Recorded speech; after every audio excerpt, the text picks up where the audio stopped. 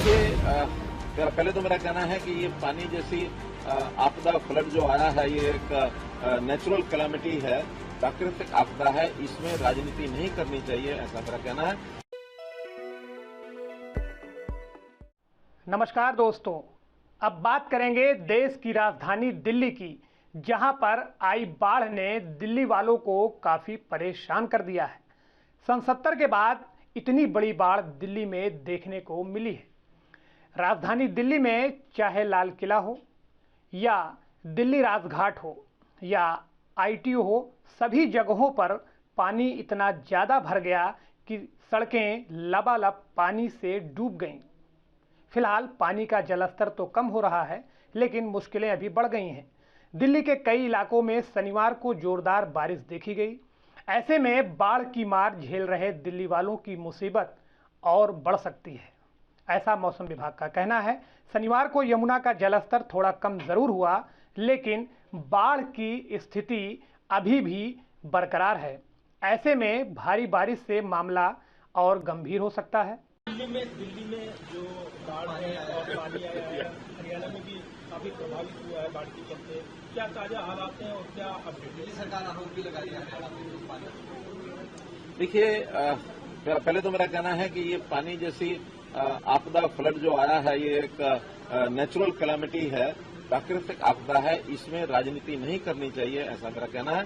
दूसरा, पानी जो एकदम बरसा है वो अनएक्सपेक्टेड था, इसके लिए पूरा अनुमान भी इतने नहीं थे, लेकिन वर्षा अचानक तेज गति से हिमाचल यानी पहाड़ी राज्यों में भी खास करके पानी जो आया है, उसका बहाव हमारी नदियों में बढ़ा एकदम। चाहे यमुना के अंदर जो 1 लाख क्यूसेक पहले दिन था, अगले दिन एकदम 3.5 लाख बल्कि 3,70,000 क्यूसेक हो गया। और वो जहां तक पानी छोड़ने की बात है, ये हमने केजरीवाल जी को बताया भी है कि ये पानी वहां बैराज है, वो कोई डैम नहीं है। डैम पर पानी को रोका जाता है, बैराज पर पानी रोका नहीं जाता है। बैराज पर तो एक सीमा में उसको थोड़ी मात्रा में रेगुलेट कर सकते हैं। बैराज की कैपेसिटी 1 लाख क्यूसेक है।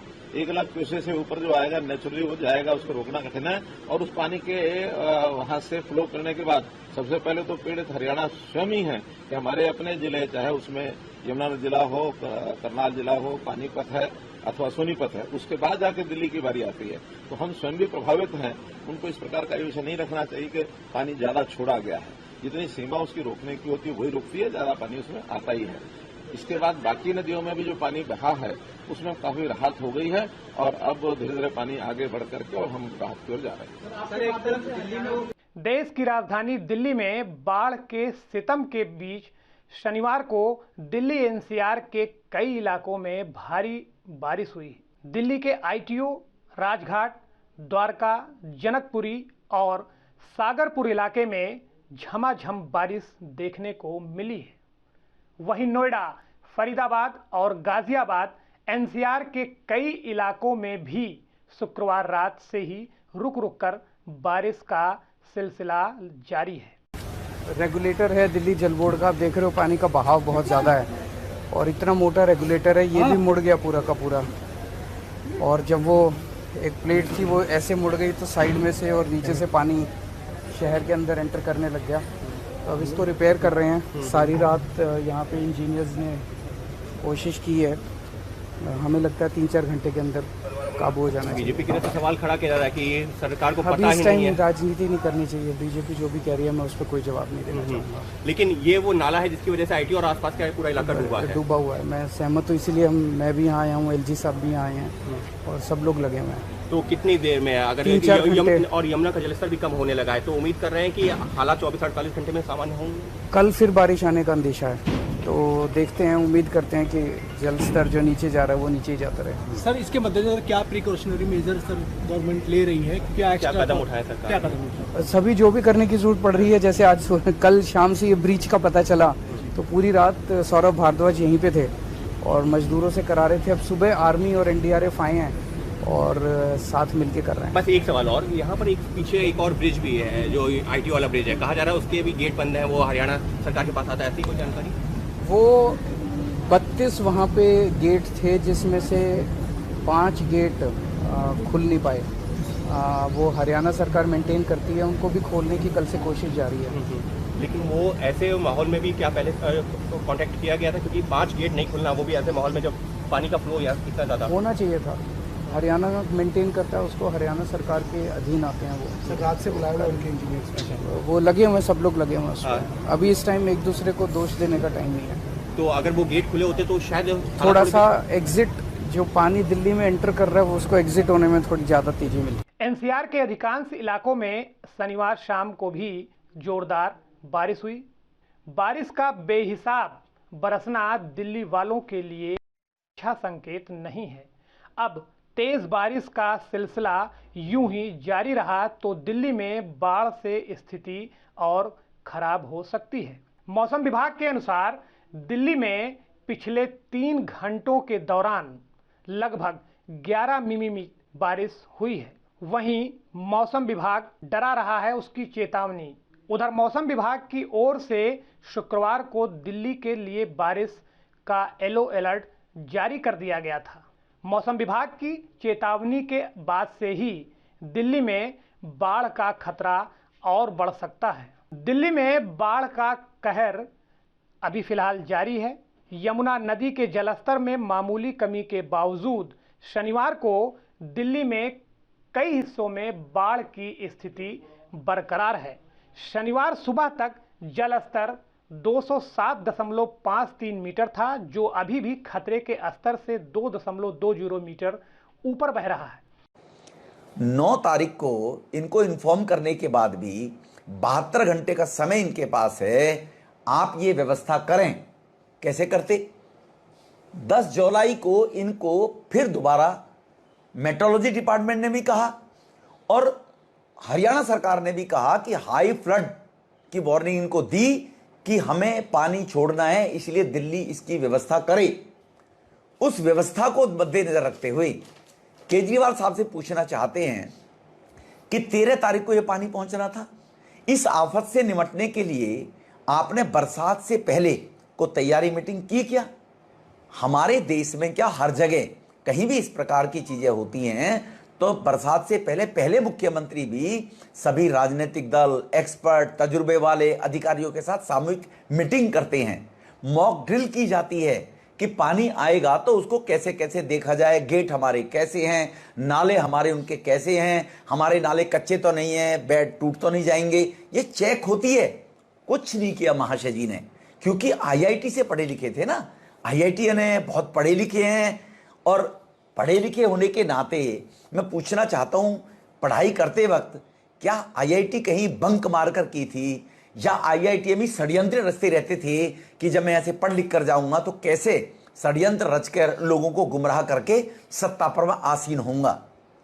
तैयारी कैसे करते? बाढ़ के जो विभाग है, बाढ़ विभाग, उसका पैसा तो इनके एमएलए मिनिस्टर ने 100 150 बड़े हजारों लाखों रुपए के बोर्ड लगा दिए, अपने नामों को, अपने फोटो थोबड़े लगाने के लिए लगा दिए। तो बाढ़ नियंत्रण का पैसा तो वहां बर्बाद कर दिया इन्होंने। तो वहां बाढ़ नियंत्रण का पैसा बर्बाद हो जाएगा तो कहां योजना बनाते, कैसे बनाते? यमुना के अंदर क्या डीसिल्टिंग हुई पिछले 10 साल में? पूछना चाहता हूं। अगर वो डीसिल्टिंग होकर मिट्टी मलबा ऊपर उठ जाता तो यमुना और गहरी हो जाती, तो यमुना का पानी और समुद्र निकल जाता। 10 वर्षों में ड्रेनेज सिस्टम का अपग्रेडेशन किया आपने 9 साल से। केजरीवाल साहब बताएं कि अपग्रेडेशन ड्रेनेज का हमने इतना किया, बताएं आपने कितने का किया? एक नहीं किया इन केजरीवाल महोदय। शुक्रवार के आंकड़े 208.35 से थोड़ा कम है। जो इलाके अभी भी जलमग्न हैं उनमें आईटीओ, राजघाट, आईएसबीटी और मथुरा रोड शामिल हैं। आज पानी की डेंजर जोन में दिल्ली बारिश का येलो अलर्ट जारी किया गया है। बाढ़ से दिल्ली पानी हो गई है। वहीं सुप्रीम कोर्ट कैंपस तक पानी पहुंच गया, जो कि बड़ी बात थी। शनिवार को राजघाट इलाके में जल स्तर कम हुआ है, हालांकि अभी भी जल जमाव बना हुआ है। एनडीआरएफ ने 25,000 से ज़्यादा लोगों का रेस्क्यू किया है। राजधानी में एनडीआरएफ की 16 टीमें तैनात हैं। ओखला वाटर ट्रीटमेंट प्लांट भी चालू कर दिया गया है। इससे पीने के पानी की किल्लत कम होगी। अब आपको बताते हैं कि दिल्ली में बाढ़ के 10 कारण क्या हैं जिसकी वजह से दिल्ली में बाढ़ आई। पहला, हथनी कुंड बैराज से छोड़ा गया पानी। दूसरा, अपर यमुना बेसिन में भारी बारिश हुई। दिल्ली में 22 किलोमीटर के नदी के रास्ते में 25 पुल बने हुए हैं।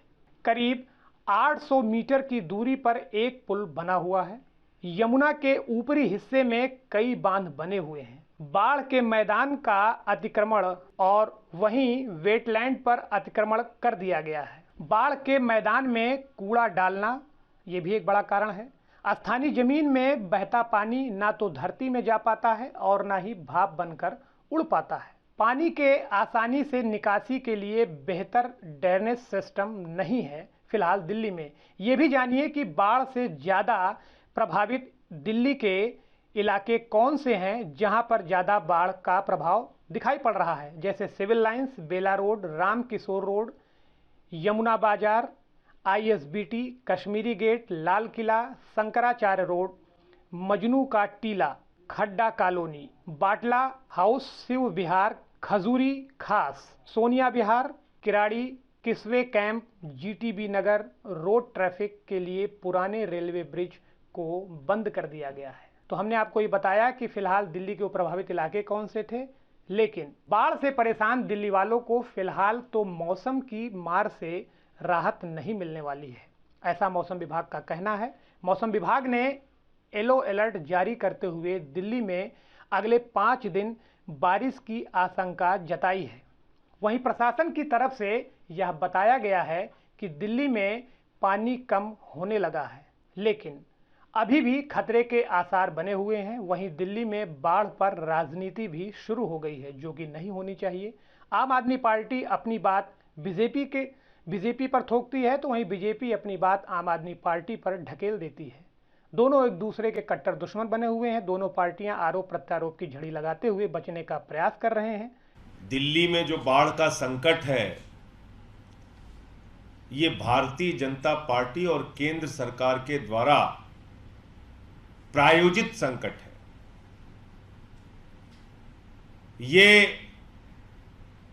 प्राकृतिक आपदा नहीं है, ये दिल्ली के लिए प्रायोजित आपदा है।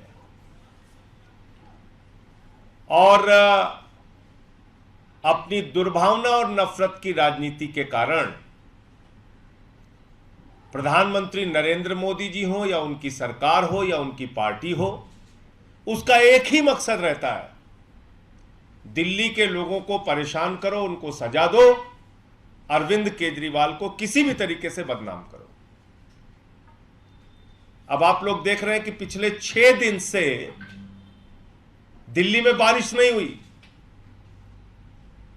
अगर दिल्ली में बारिश होती और उस बारिश के पानी का इंतजाम करने में हमसे कहीं कोई कमी रह जाती तो बात समझ में आती है। लेकिन 6 दिन से दिल्ली में बारिश नहीं हुई और पानी खतरे के निशान से ऊपर चला गया। अब तक के सारे रिकॉर्ड टूट गए। तो यह हुआ कैसे कि बारिश भी नहीं हो रही और बाढ़ भी आ गई? तो यह भारतीय जनता पार्टी के द्वारा प्रायोजित संकट है। 9 तारीख के बाद से लेकर 13 तारीख तक ईस्टर्न और वेस्टर्न कैनाल में पानी नहीं छोड़ा गया। हथनी कुंड बैराज, उसकी लॉकशीट आप चेक कीजिए, वो लॉकशीट चिल्ला चिल्ला कर बोल रही है कि ना तो पानी ईस्टर्न कैनाल में छोड़ा गया ना वेस्टर्न कैनाल में छोड़ा गया, सारा का सारा पानी दिल्ली की तरफ छोड़ा गया और कहा गया कि इसको डुबा दो, किसी भी तरीके से दिल्ली को बाढ़ में डुबाओ। और वो काम हुआ। कल जब हम लोगों ने प्रेस कॉन्फ्रेंस की इस सवाल को उठाया, 1-2 दिन से जब इसकी चर्चा तेज हुई,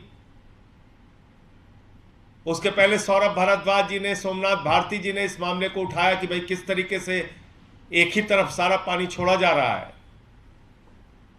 तो आनंद फानन में 13 तारीख को पहले वेस्टर्न कैनाल में पानी छोड़ा गया और फिर 14 तारीख को ईस्टर्न कैनाल में पानी छोड़ा गया। सच तो यह है कि दिल्ली में जिस तरीके से बाढ़ के हालात हैं, इस पर राजनीति नहीं होनी चाहिए। आम जनमानस के ऊपर सरकारों का जरूर सोचना चाहिए और सभी को मिल करके काम करना चाहिए।